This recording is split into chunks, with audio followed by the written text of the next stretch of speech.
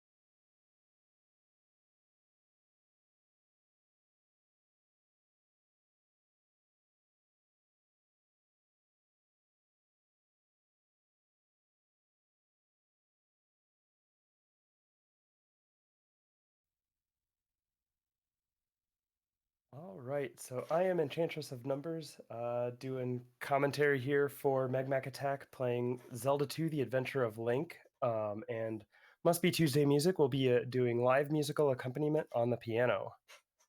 So I think we're going to start by listening to the title music once they are ready.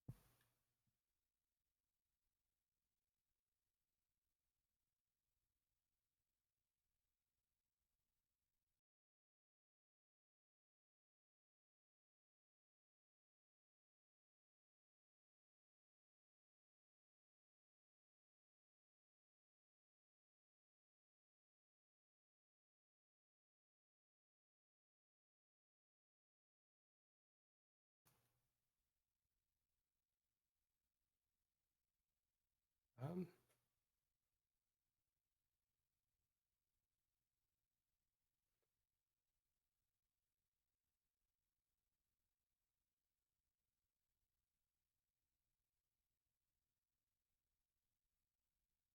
okay, so this is the 100% no major glitches category. Meg just got the magic container and then did an up A, which is basically a save and quit.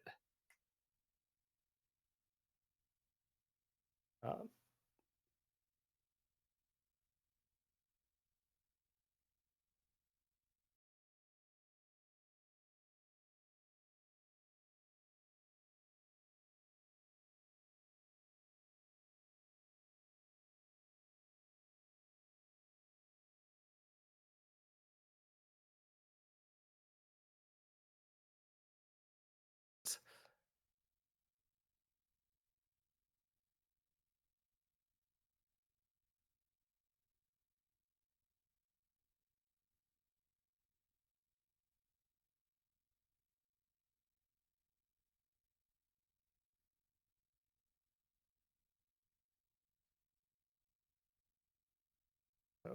I guess we're having some technical interruptions or technical issues.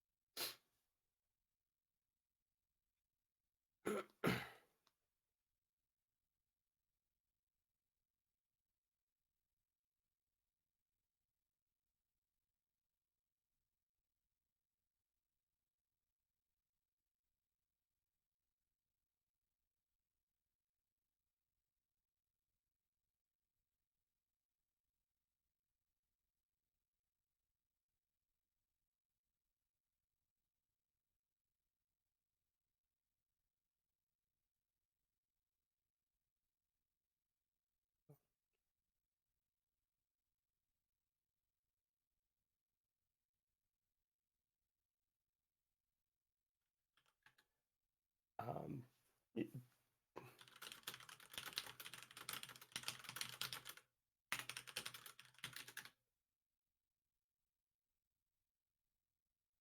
okay, so I think we're getting set back up, and here I'm gonna give a countdown for Must Be Tuesday music to start playing the title music, and then after we get through that, megmacattack will dive right into the run. So let's go in 5, 4, 3, 2, 1.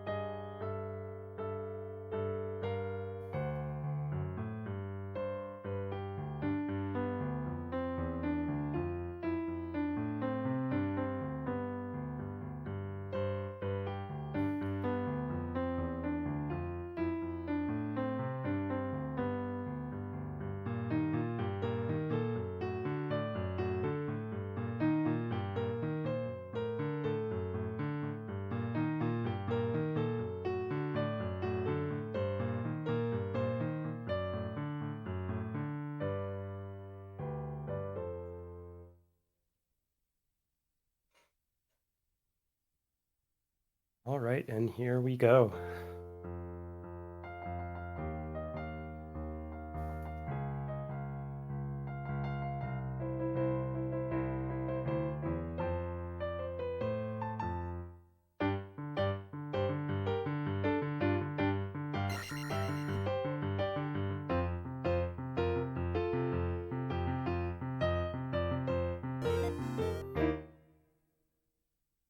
All right, so with that, Meg has just collected the first magic container and did an up A, which is basically a save and quit, which uh, lets you restart back at North Palace.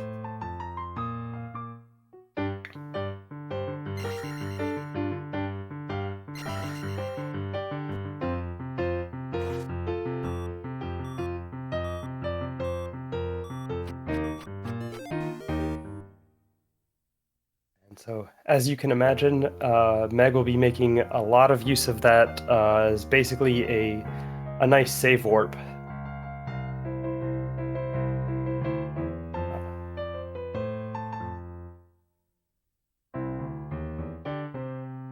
So there's a good question in chat about how they make the sword noise. Uh, Meg is actually playing on a modified version of the ROM that only removes the game music. The sound effects are actually coming from the cart itself.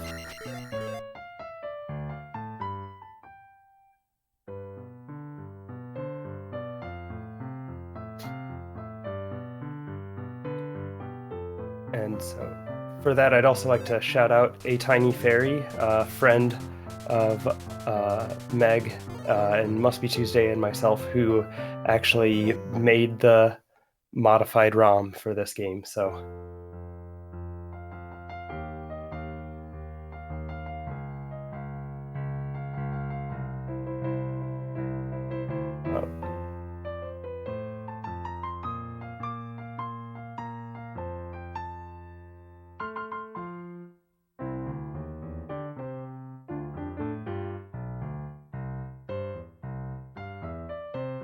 So before we get into a lot of the action, Meg's just doing a little bit of collection, getting a couple of items and a couple of spells. She got the trophy, which will let her get the jump spell here. And she also got the shield spell.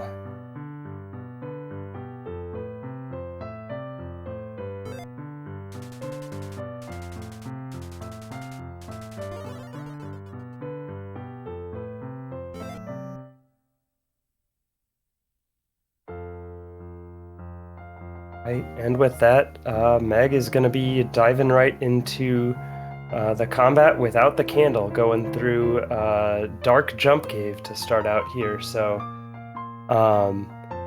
you might wonder how Meg can actually see the enemies without the candle. If you pay attention real closely at the floor, you can kind of see where the feet intersect the ground.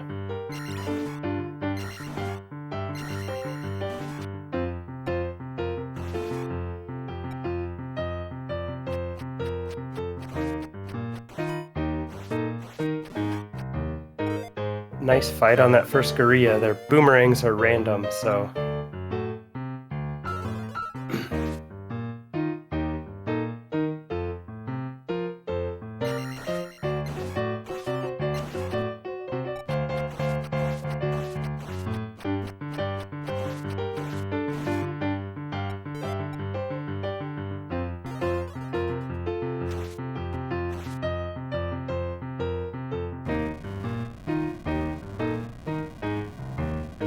Right.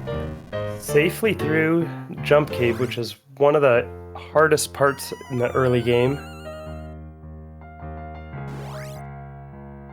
Getting a refill from the fairy. And headed to get 1-up, just because Death Mountain is where we're headed next, and that's no easy feat in the dark.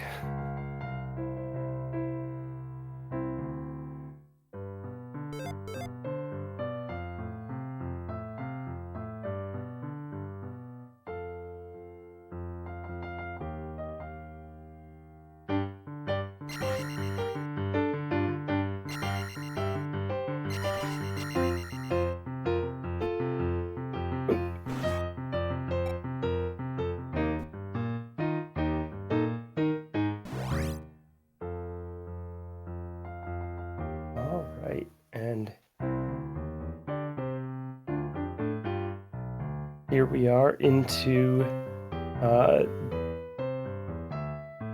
Saria, the river town where we had to talk to Bagoo to be able to cross the river. Also going to get the life spell, which is pretty important, not only because it's 100%, but it's a pretty commonly used spell even by top level runners, so.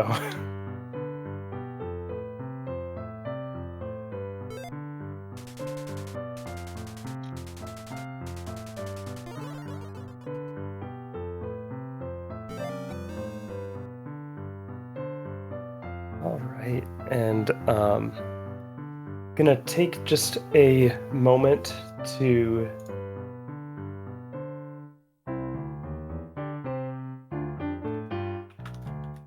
shout out some of the sources for the music. A lot of it was composed by or found on ninsheetmusic.org.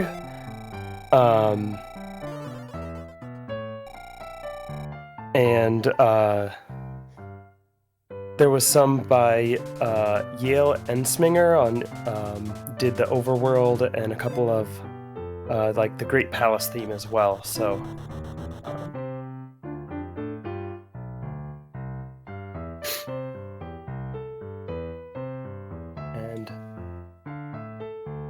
we are headed into Death Mountain, and I'm just gonna point out, because there's a lot of change between overworld and combat music or scenes, and that would be a lot of transitions. MustBeTuesday is going to just continue to play the battle music through Death Mountain.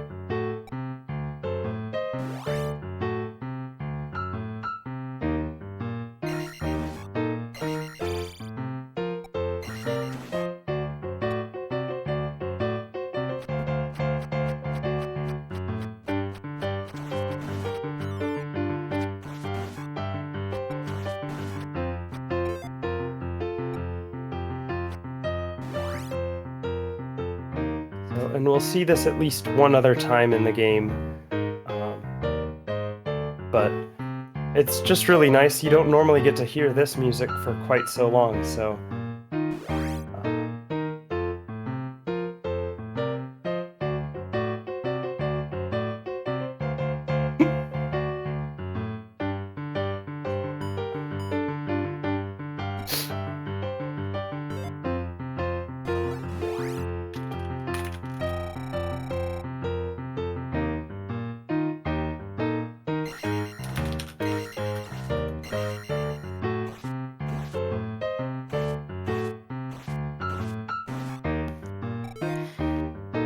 As Scala just said in chat, all of our money that we are raising will go to take this. And the reason we have all this amazing live music is because your donations made it happen.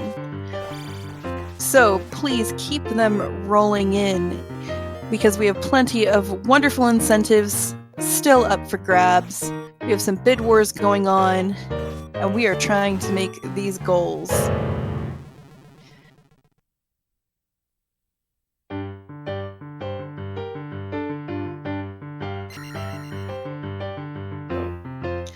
And thank you, JMachine0, for that raid as well. This room here with all the bats flying from the ceiling that you can't really see is... It's tough when you have the candle, and it's really hard when you can't see the bats at all, so...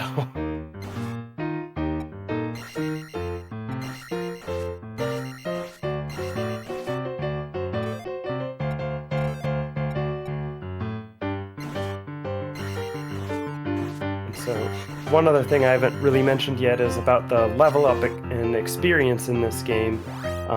There are certain thresholds for each of the three stats, magic, attack, and life. And so the level routing is very specific in this run, and Meg will be shooting for attack 3, magic 1, and life 2 before doing another up A after this section, so...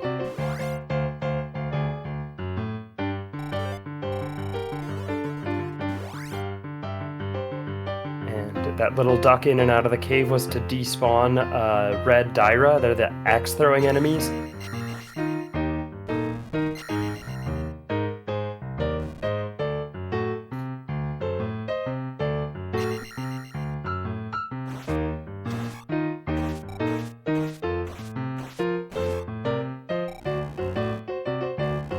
And this cave we're in right now is appropriately named Hammer Cave because we'll get the hammer at the end of it.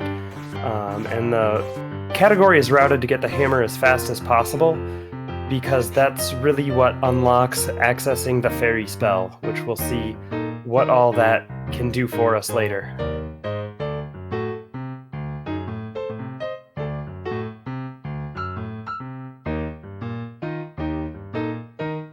And that again was to despawn an orange Dyra this time.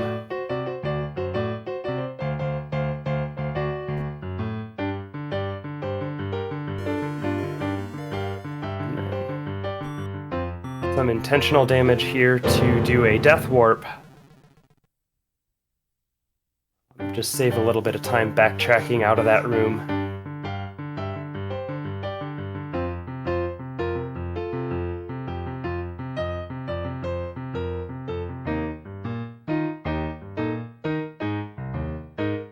So there's also one thing you may notice, or may not notice actually, is the overworld map in this area is actually it's the Zelda 1 map. And so where we are right now is Death Mountain in Zelda 1, and we're headed over to use the hammer to break the boulder that is Spectacle Rock.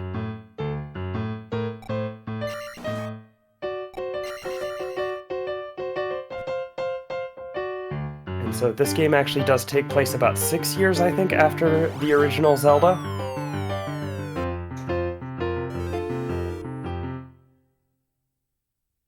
And there we go, got everything we needed, and now it's time for another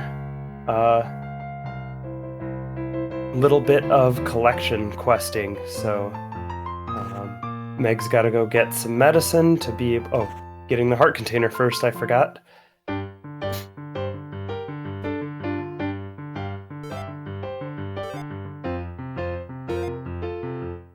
Oh.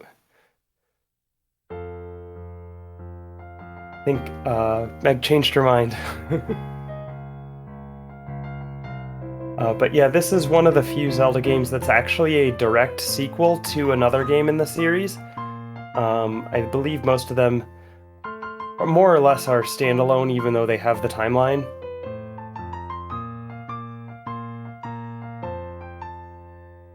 So.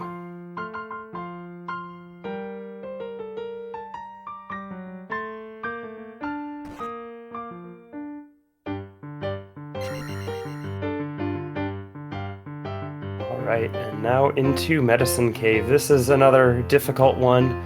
Without the candle, you've got flying enemies coming at you from the bottom, and then you've got more Dairas in here. But luckily, with the jump spell, they're not too bad.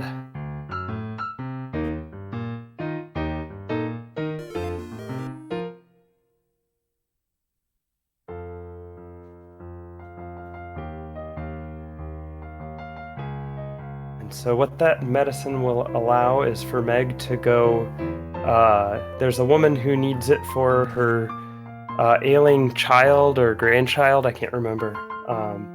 And then when you give it to her, you can then get the fairy spell.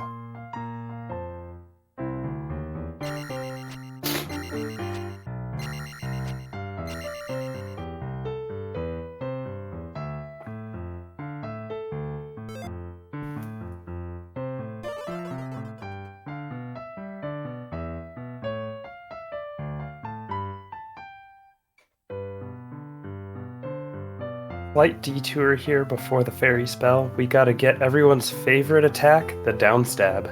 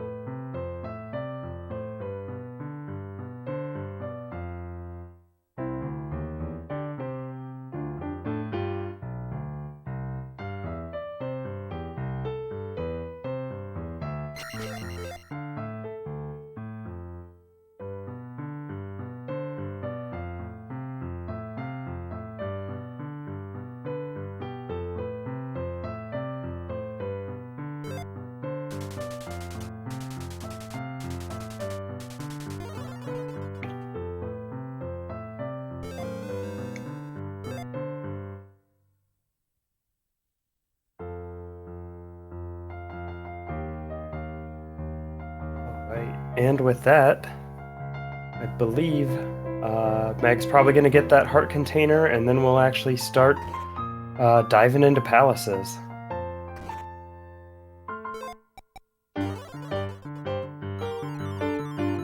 So, here we see the power of the fairy spell.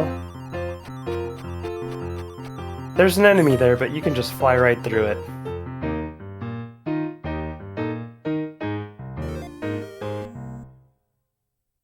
And doing that up A is pretty nice. So that sets up a pretty good walk here to go into Palace 2. It's all dependent upon the delay at breaking the boulder here. So we'll see. That looked like a good boulder break.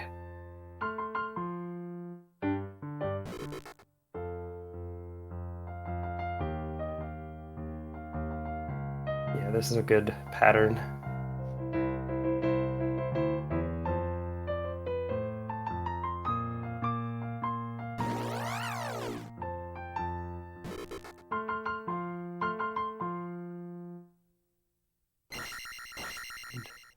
Here we go into Palace 2.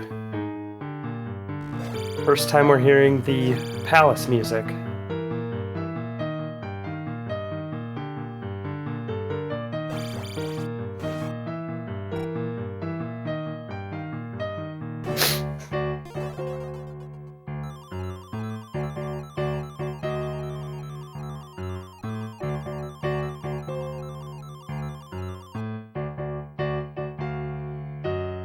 And the most stressful room in the palace right here, those bots have random movement, and when coupled with the lava, it can be a very dangerous room. Meg handles that just perfectly.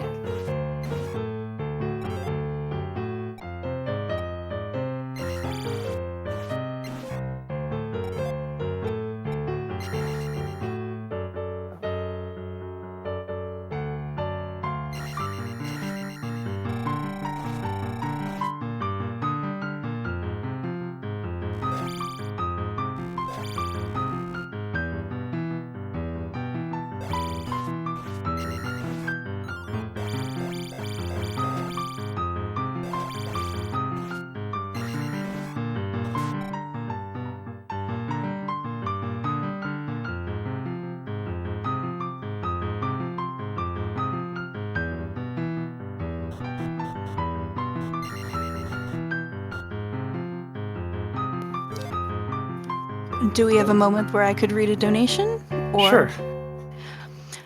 Demarin2 donated $3 and would like to remind everybody, please keep in mind, Syl and I will get the marathon ahead again without story mode and Chrysalis. Which, the Chrysalis goal is for the randomizer to add story mode. It is at $17 of 150, so if you want to make sure you get to see as much game as possible, keep on donating.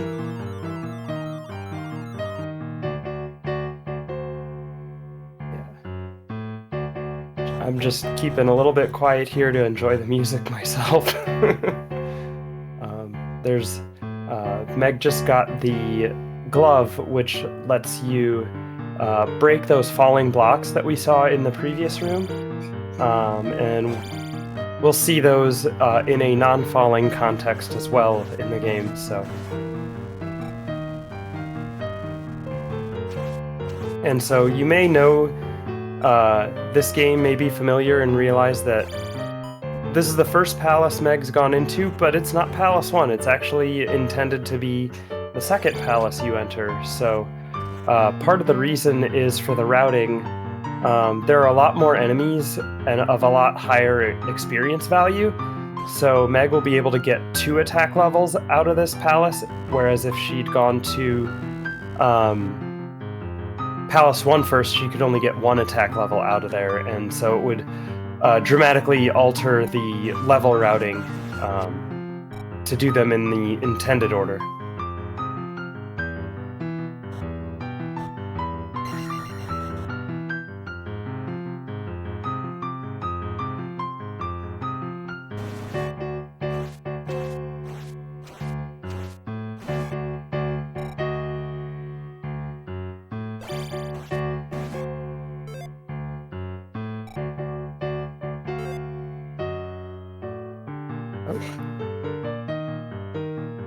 Meg doesn't have quite enough magic to cast Fairy there, so we'll have to take a quick Death Abuse.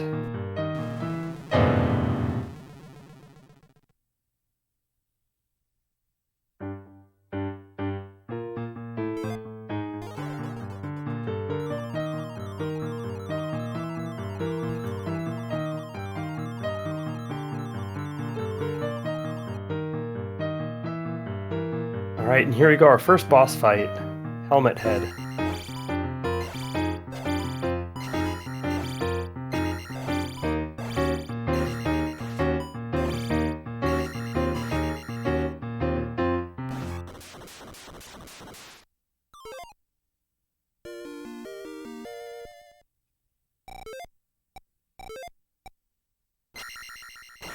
And there we go, basically perfect experience.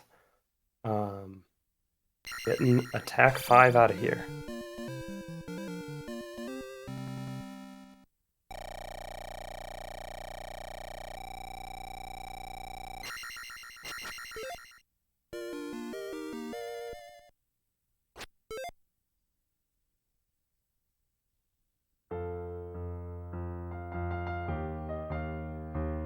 with that, making our way back up to Palace 1. So now we'll get to see the first palace.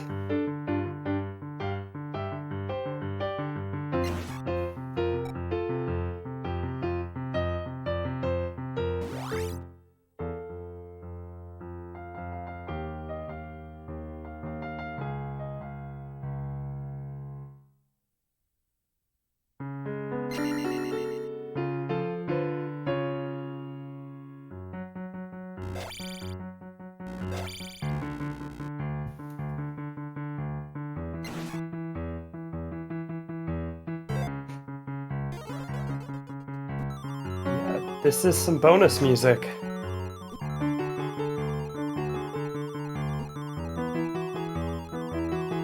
So.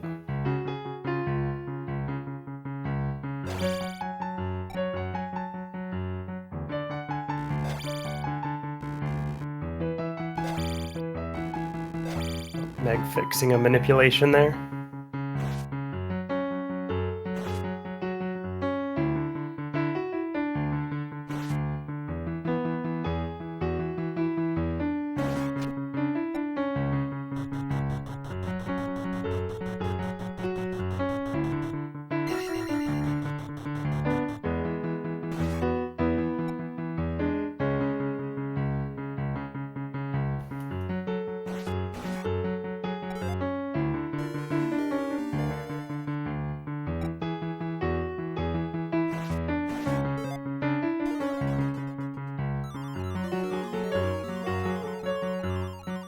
Meg just got the candle, so now the caves will be lit up.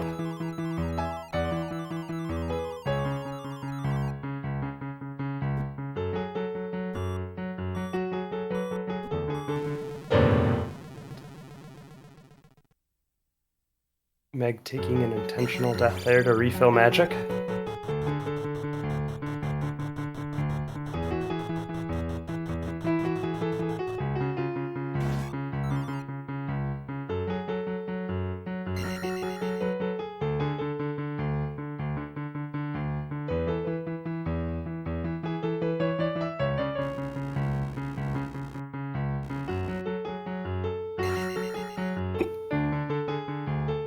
And now with attack 5, she's pretty overpowered for this palace.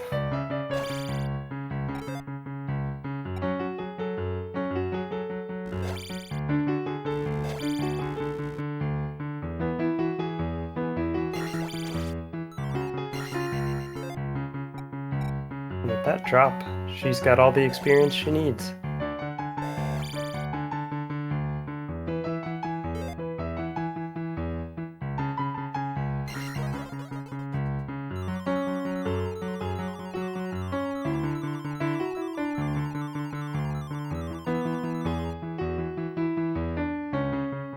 And now Horsehead.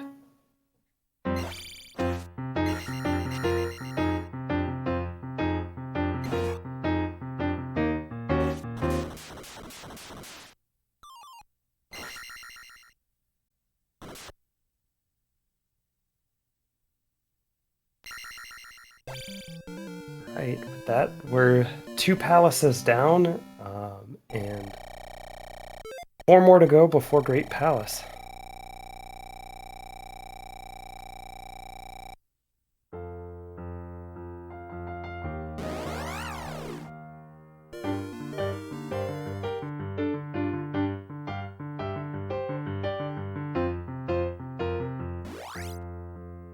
But first, Meg has to go get a heart container, and here we'll see our first attempt at a glitch. Alright, so what happened there was Meg was doing some 1-frame taps to get the fairy 1 pixel out of bounds, and then push back in the opposite direction, because the way the game is coded on those pass-through encounters, it actually only looks at the direction of Link's movement, not actually which exit Link moves out of, to determine which side of the encounter to place you on.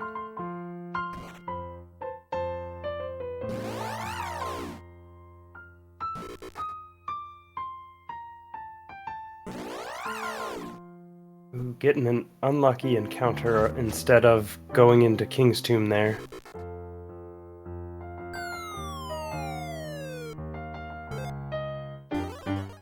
And yeah, as mentioned in the chat, that glitch is actually called Fairy Feet. It was discovered by Crystal Saver when he was playing with his feet.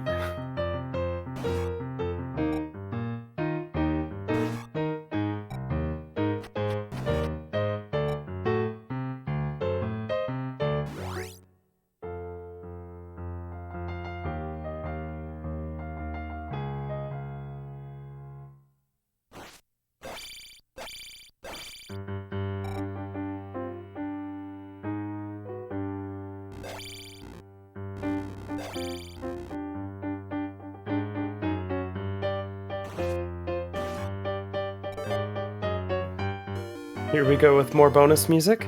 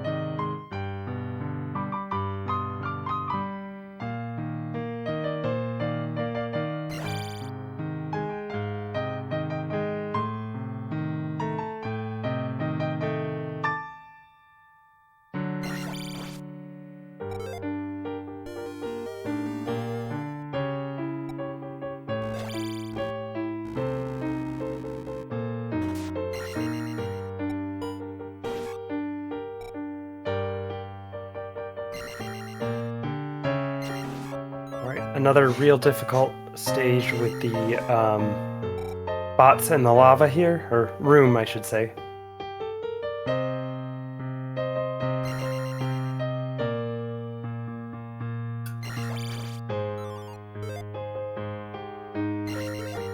Getting that key bag to help with experience.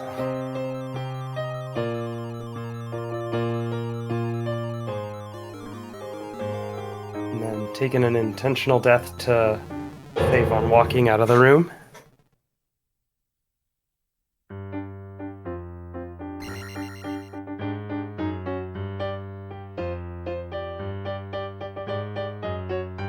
It also has the added benefit of refilling magic.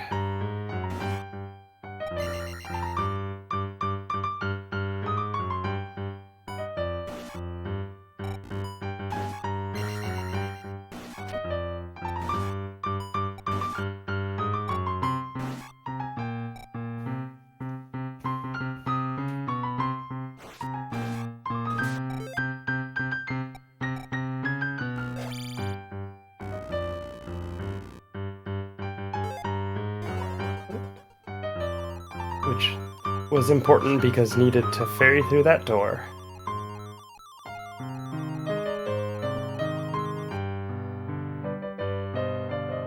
And we're coming up on the boss of this palace, who we'll see a couple more times. Rebenak, a rebel knuckle, which is basically an iron knuckle riding a floating mechanical horse.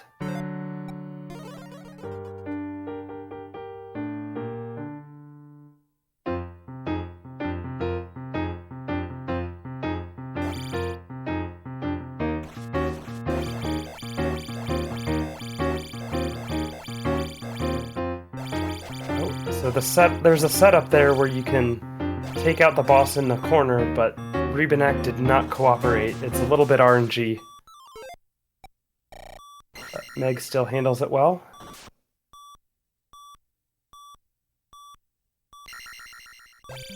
And with that, palaces 1 through 3 are down. We got the raft and are headed off to the eastern continent.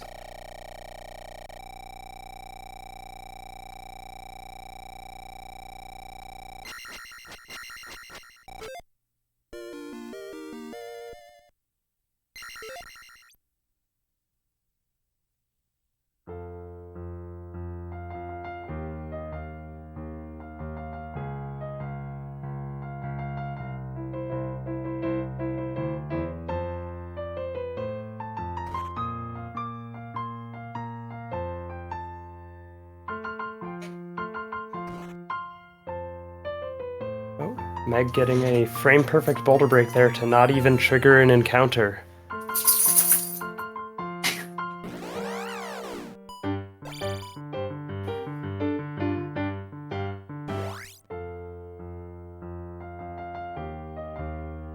And now...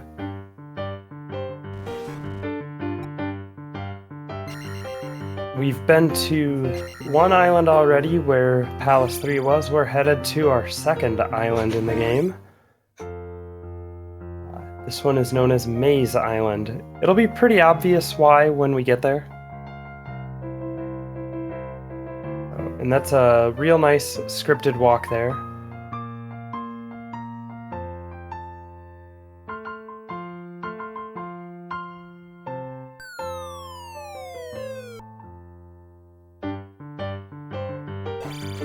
We have to come here to save this kidnapped child.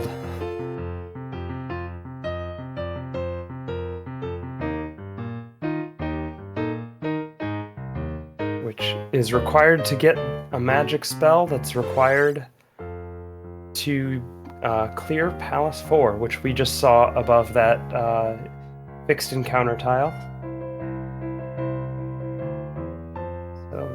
Now Meg's gonna set up a what's called the Dazzle Walk. It's an encounter manipulation here, intentionally leaving that one up so she can get it later.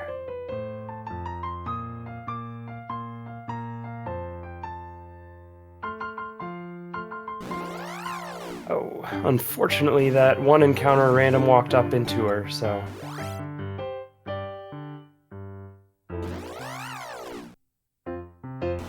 but gets the encounter skip pretty cleanly.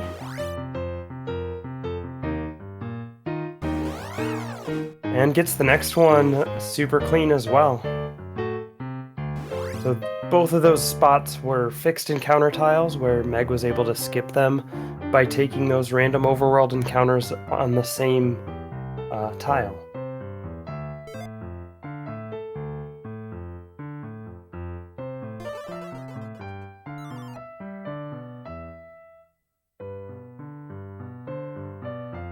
And now Meg's got to get the second most loved sword technique of the game, upstab.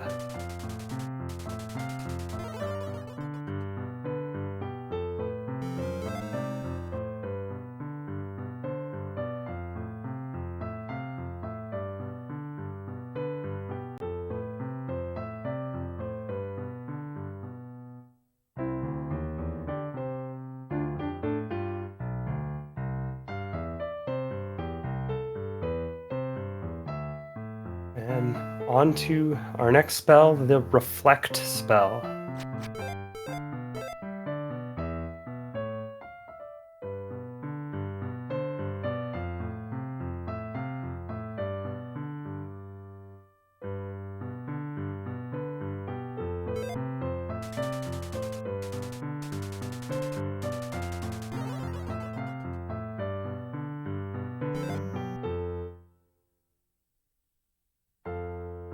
So there's a good question in chat about what is upstab. Well, if downstab lets you stab an attack below you, upstab lets you attack above you.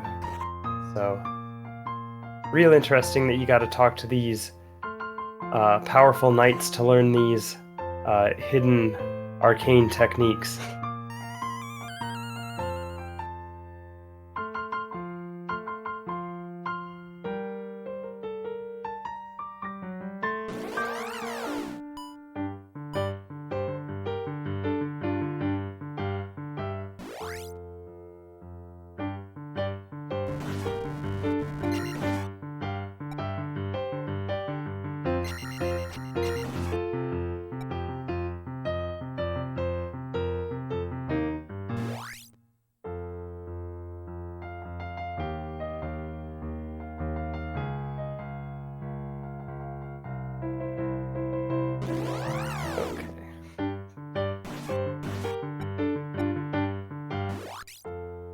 And now Meg getting this one up as a backup in case she doesn't get a drop that she wants later.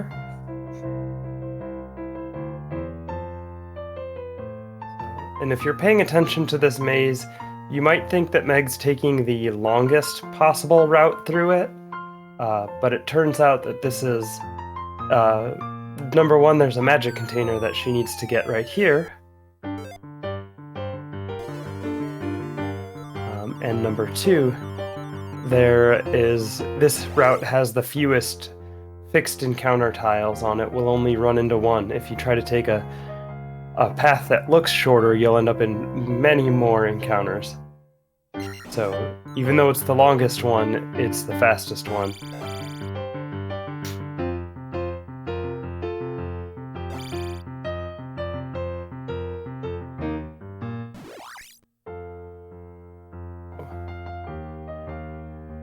With that, it also looks like Meg's probably not going to get the drop that she wants. To explain the drops in the game, there are 3 drop groups. There's a group of enemies that do a small drop, a group of enemies that do a large drop, and a group of enemies that don't drop anything at all.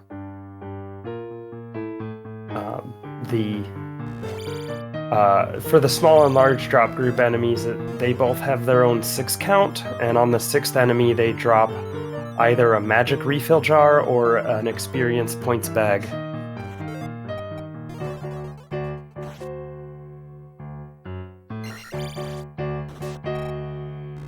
The small encounters are the small drop is 7/8 chance a blue magic jar, which refills 1 box of magic. Meg's got to refill magic here by taking a death abuse.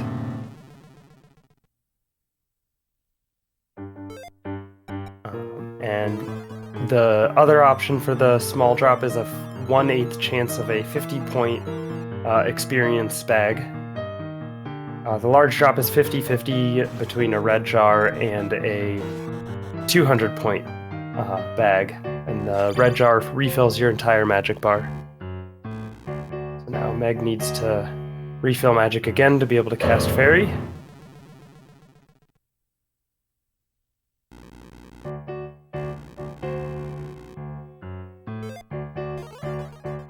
And then actually we'll need to take 1 additional death abuse here to refill magic to be able to cast the reflect spell to fight the boss.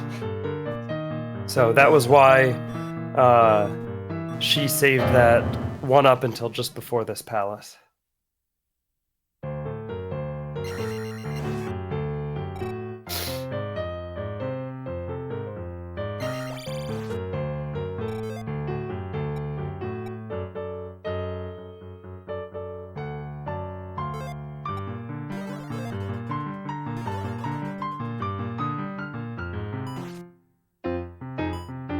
Okay, now Karok is all RNG for the fight. The first hit you can guarantee, but then after that, it's all RNG.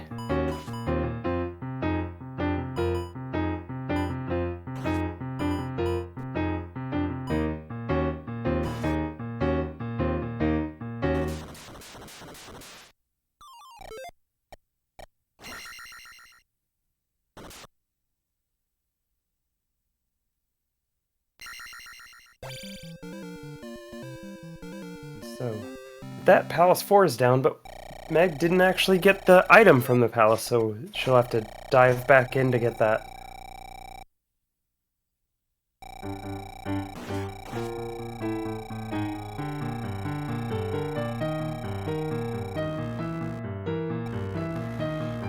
If we have a moment, we did have some donations come in. Yeah, go right ahead. We have a $10 donation from Emmy Kithera.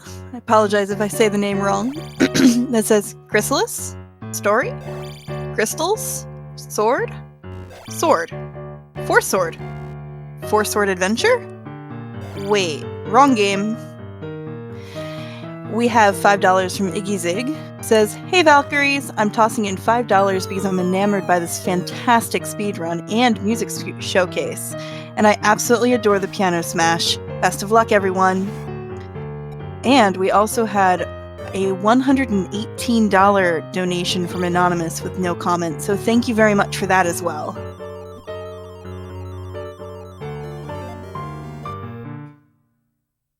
so Meg just got the boots, which there's a townsperson who will tell you, with boots, I could walk on water. So to give you a little hint about what effect the boots will have.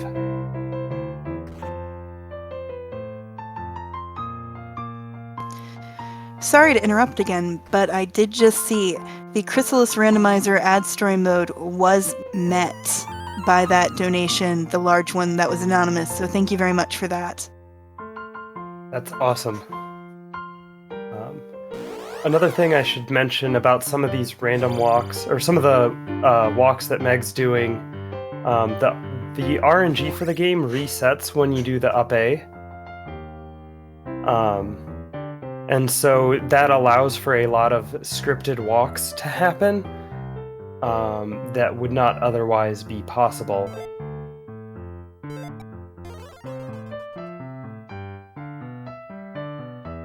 And so now we're going into Naburu. We had to get some water from that fountain to give it to this woman who's pacing in front of her house some 12 steps away from the fountain.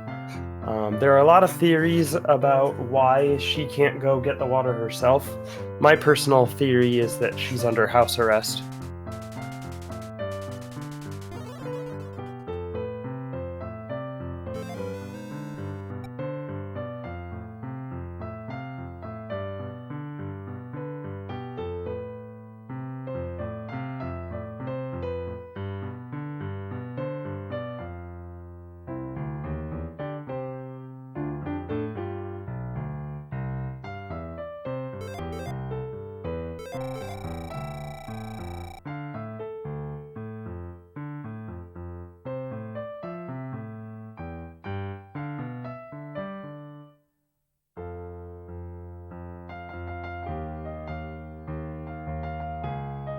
Oh, that's another good theory in chat, because her bucket broke. Maybe Link has a bucket in his inventory we don't know about. And now we're into Palace 5, the Green Palace.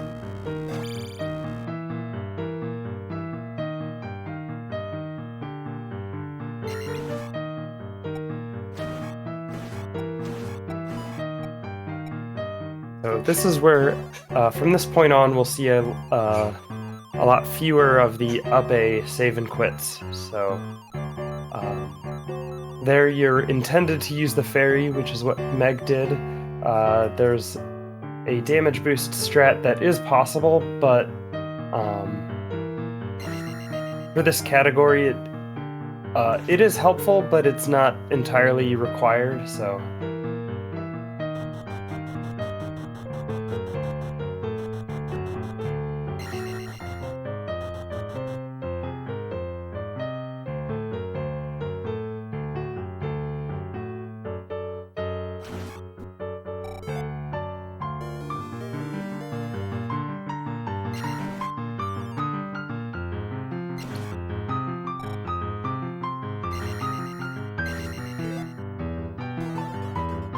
Oh.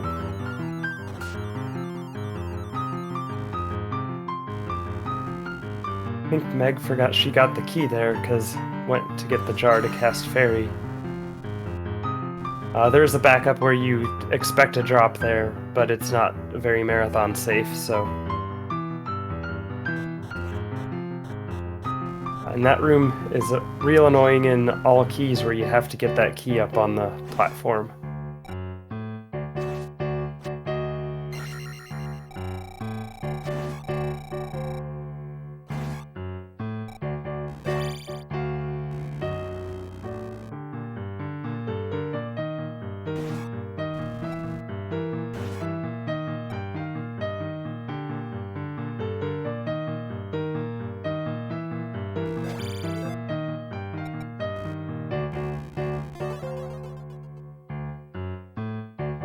And this key is really about as far out of the way as you go for a key in this run.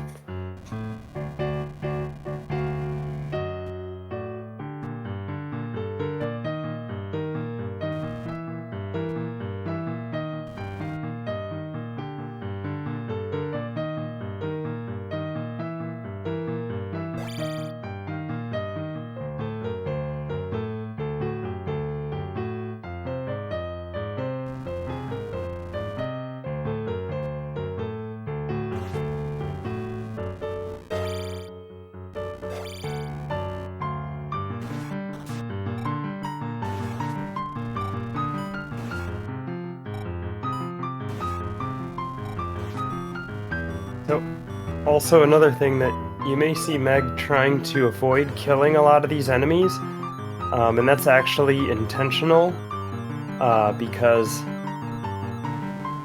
Oh! Unfortunately, taken a death before getting the flute. Now Meg's thinking about how she wants to do this.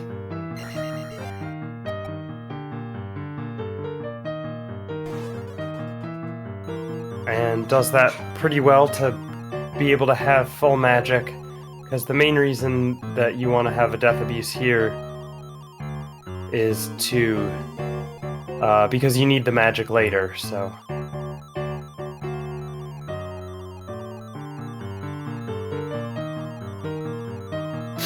But she handles it very well, getting the magic pixel there, which is the one pixel the fairy can fly at, to get under that low overhang and not take any damage from the iron knuckles, so.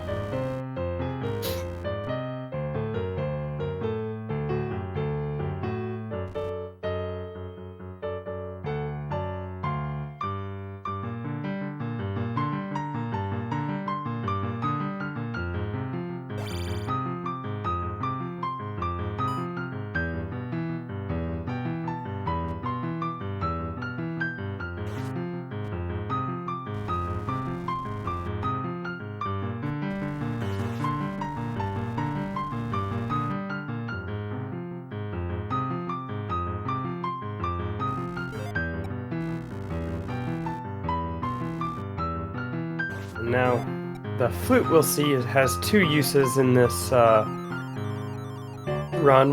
There's a river devil that's blocking our path forward that we'll see after this, and then it's also required to access Palace 6.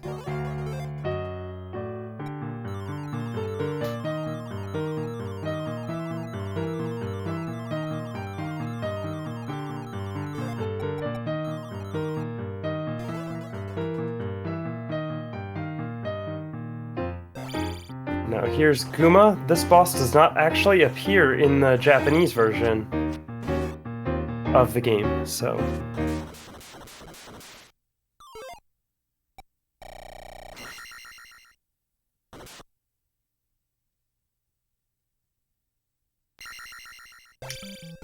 And with that, Palace 5 is down. So we just have one more gem to place before we can access the Great Palace.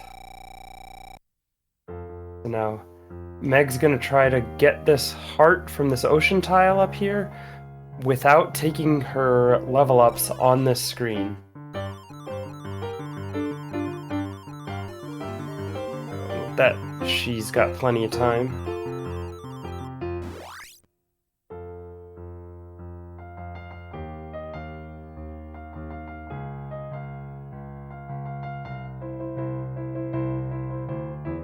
Now doing what we call the... Oh.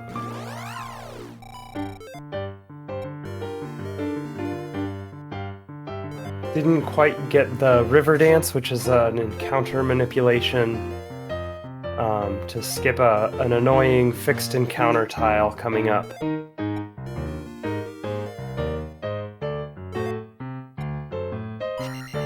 So, and that's pretty awesome. With all that experience, Meg was able to go from levels 834 to 866, so...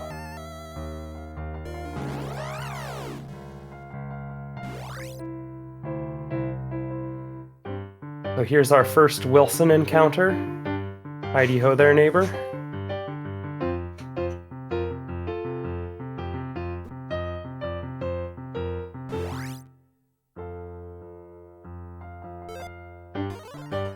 So Meg's gonna try to do... Oh, unfortunately did not get the fairy feat. Gonna try it one more time. And got it the second time, so...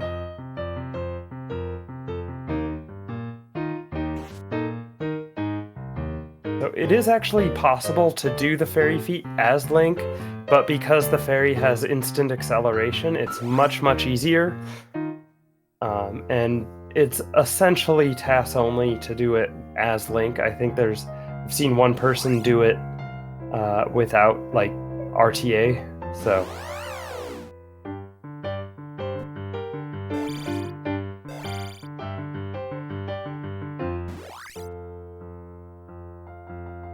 Now, this is another encounter-heavy area.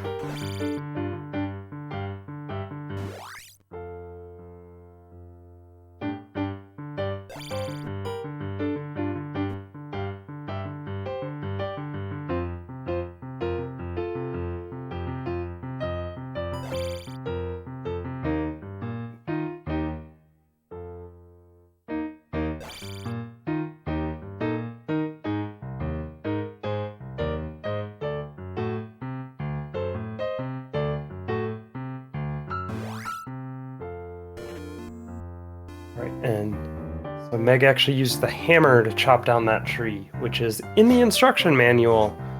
So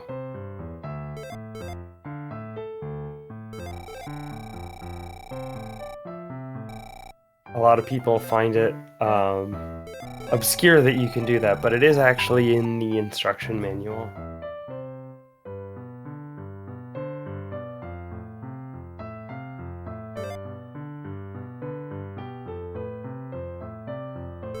So now we get another spell. It's a magic word. What's that word?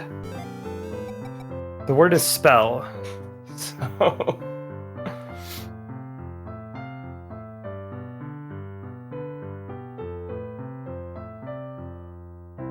can I spell that, please? I don't think I can. So there's a couple functions of the spell. One is to discover this temple here.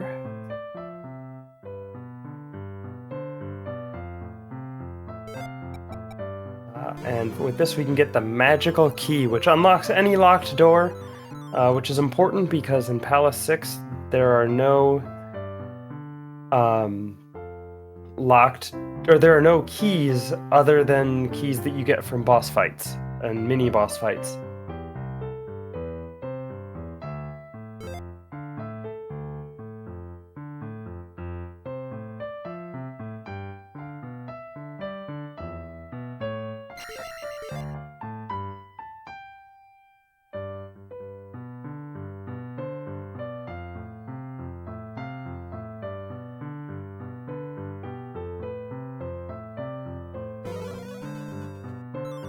That's the final magic container.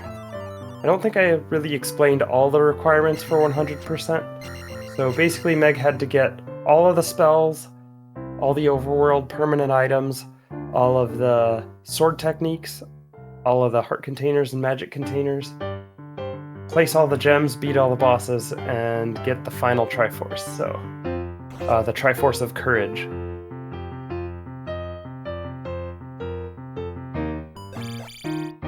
And she's completed almost all of that.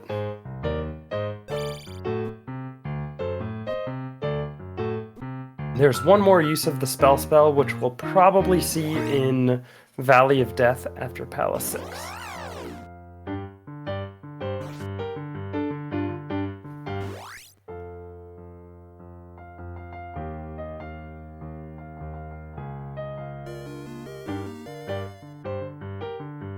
So, and while we're going into Palace 6 here, I just want to give an additional shout out to MustBeTuesday playing the piano with all of these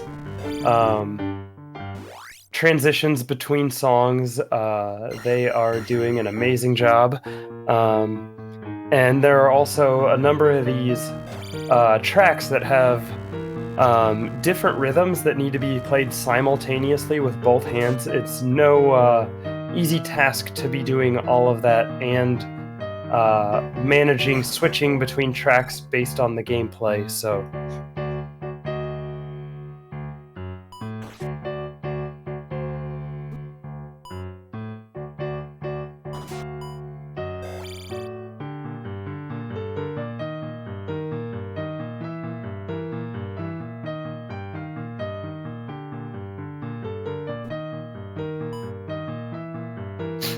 So it turns out most of the palace items in this game are required unless you're going to glitch the game.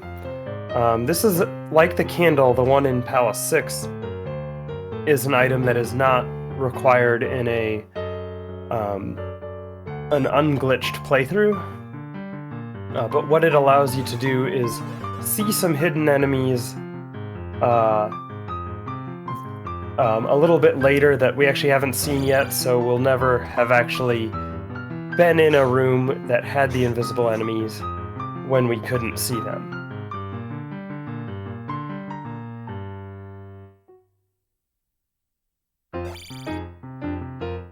And here we have our first Rebenek refight. This one, again, not cooperating with the corner strats.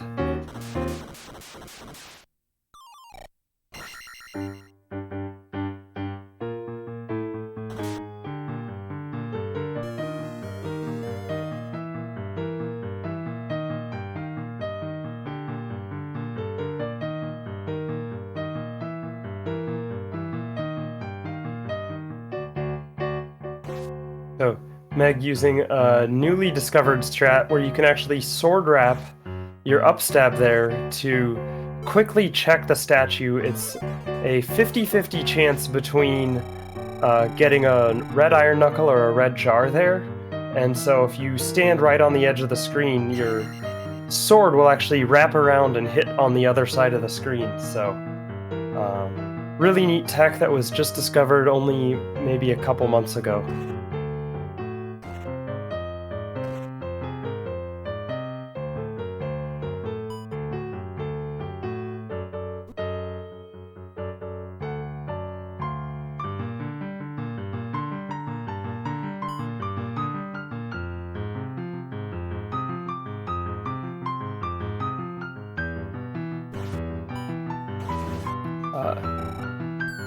And talking a little bit more about the music, I forgot to shout out musescore.com as another source of some of the sheet music for this run. So.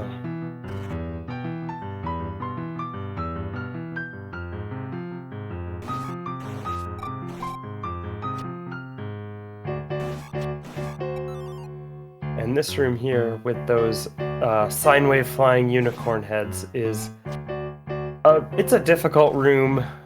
Even the top runners will take out all of those flying unicorns to make it safer. So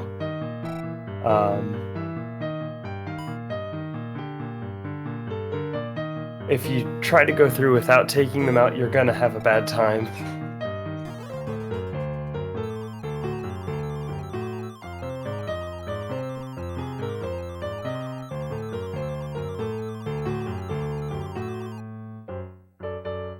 That's one of the rooms that actually has a required fairy cast. There are 2 of them in this palace. There are some in Great Palace that we won't actually see.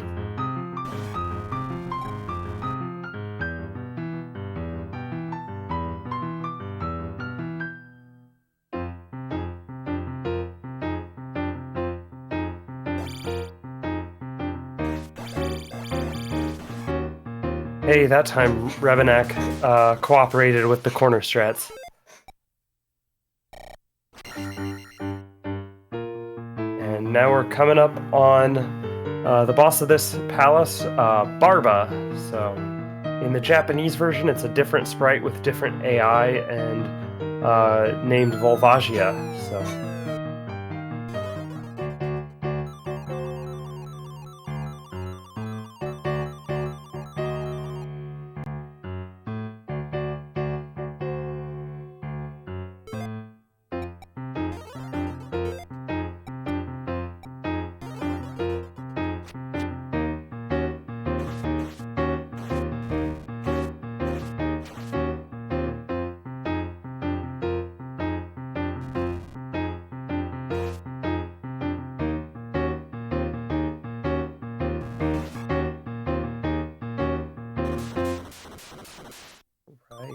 And Barba is down. One thing I'll point out, you may have noticed Meg actually cast the Reflect spell. A lot of times players playing like their first playthrough, or if they don't know, if they're not speedrunning it, they may not realize the Meg doing the fairy dash there. They may not realize the Reflect spell actually does have more uses than just fighting Karok. it will actually block fireballs, and it will block the axes that the Dairas throw and the maces that the like Doom Knockers throw. So yeah, 8 is the max level, so Meg opted to do levels Magic 7 and Life 7, so...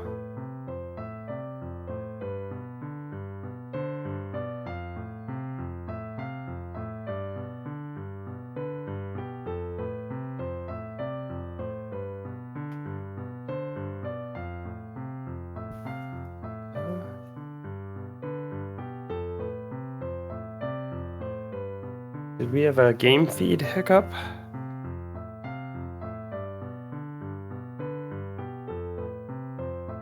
So, Meg is going to get the... Well, I believe Meg got the Thunder spell, but the game feed does not appear to be updating, so...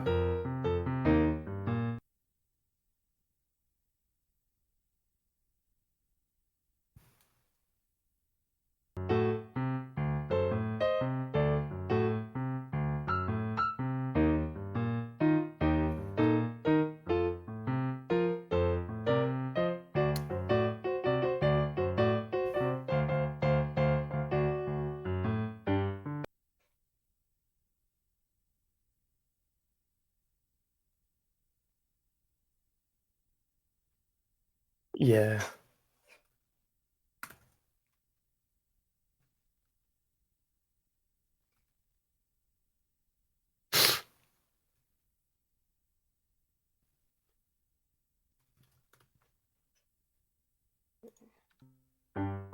Oh, sorry for the technical difficulties. Okay. I think we're back at it. So, Meg got the Thunder spell from inside that town. There were some flying moas that were in there that were...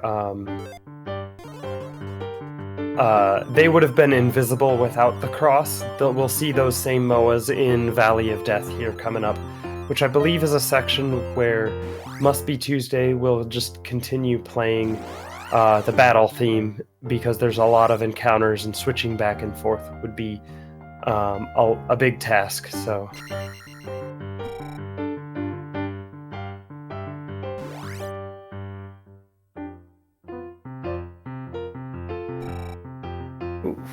Trying to get this encounter skip with both the Wilsons and the Moas, you really don't want to go through it if you don't have to. Luckily, Meg scrolled the screen there, which prevents despawning that magic jar. So it also gets her a free fairy cast. And now we'll see the other use of spell, which is turning enemies into bots. So, ooh. That is an unfortunate death, but luckily not the last one. So, you may remember me mentioning that the bots their movement is random, which is a problem for speedrunning, but they're actually better than dealing with the flying moas, so... So the spell makes moving through these encounters quite a bit easier, and Meg is actually doing a lot of forced encounter skipping by taking the random encounters on specific tiles, so...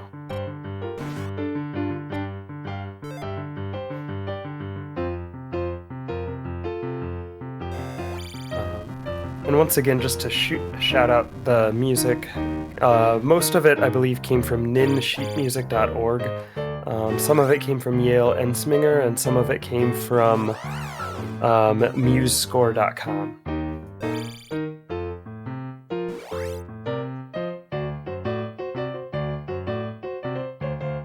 Here we are in the final cave before Great Palace.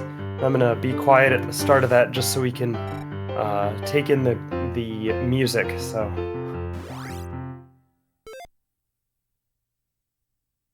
Meg doing an up A to save and restore number of lives and everything.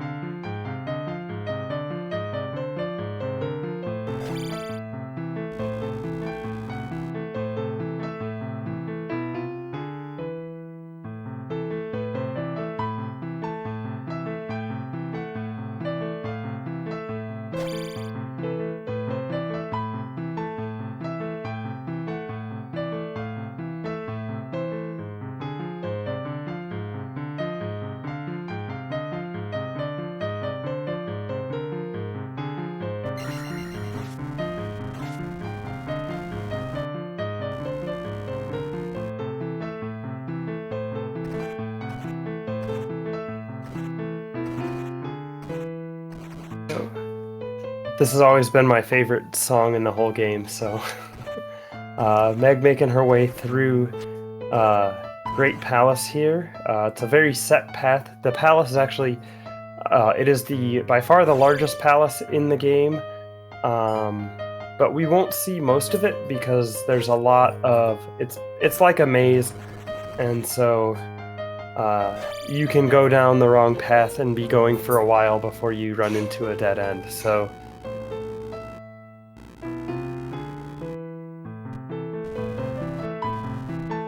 that spicy chicken is not being fun, not being very nice. Although, it does get out of the way, so that's good.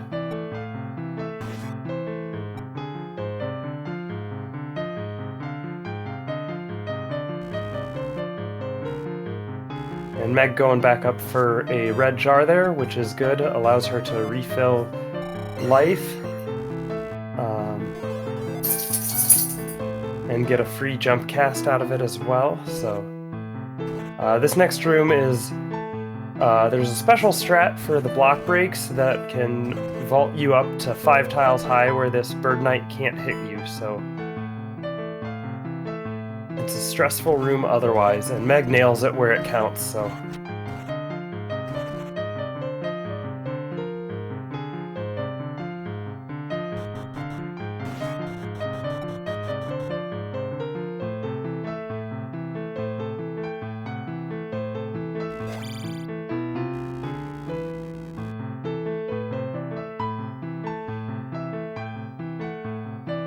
and there we see a giant skull bubble, which is, it actually will break apart into 3 smaller skull bubbles that we've seen throughout the palaces already. So basically, the Great Palace introduces a brand new set of enemies to us, so and they are much more difficult than anything we saw earlier.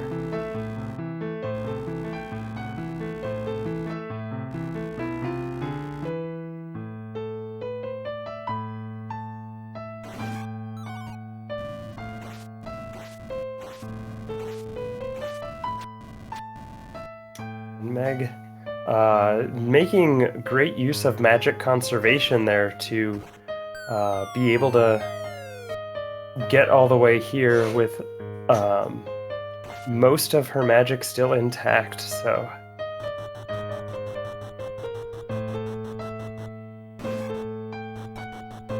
and falling down this inconspicuous shaft will bring us right to the penultimate boss of the game, Thunderbird, so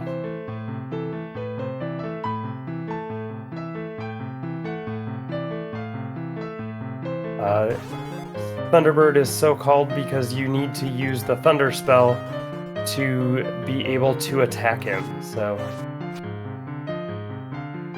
and Meg using Reflect because that allows her shield to block these fireballs and shrinks her hitbox a little bit, so with Magic 7, the alternative is casting the shield spell to reduce damage taken and the jump spell, so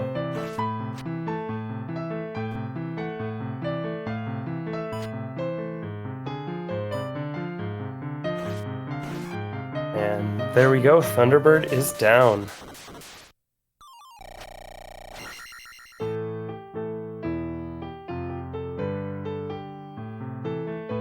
We're headed to the final boss, Dark Link.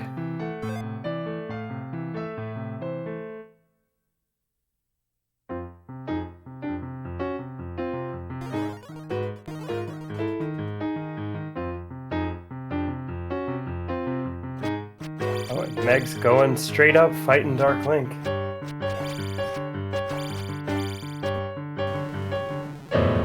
Oh, unfortunately didn't get it, but...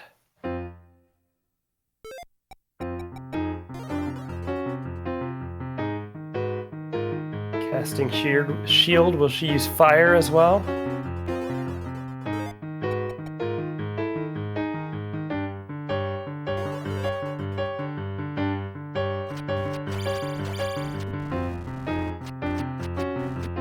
Fire's gotta help, so...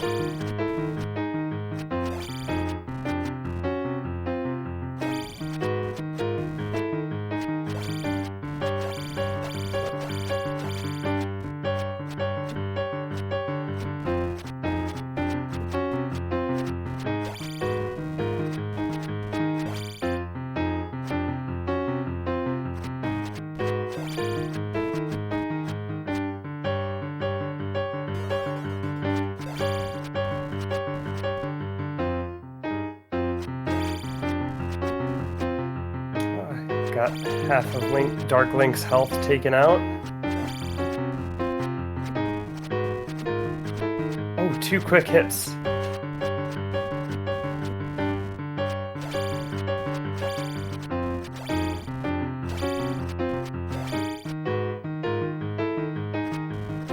And with that, Dark Link is down.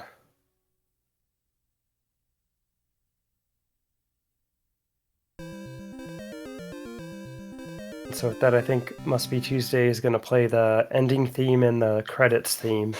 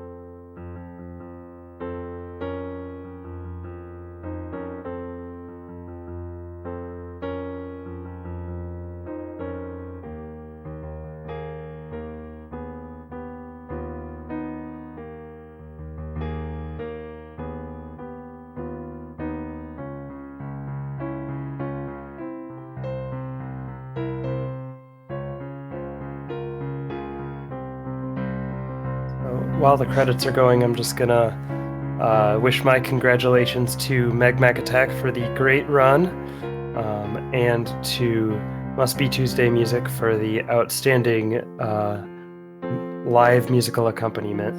And I'm just gonna be quiet so we can enjoy the rest of the music.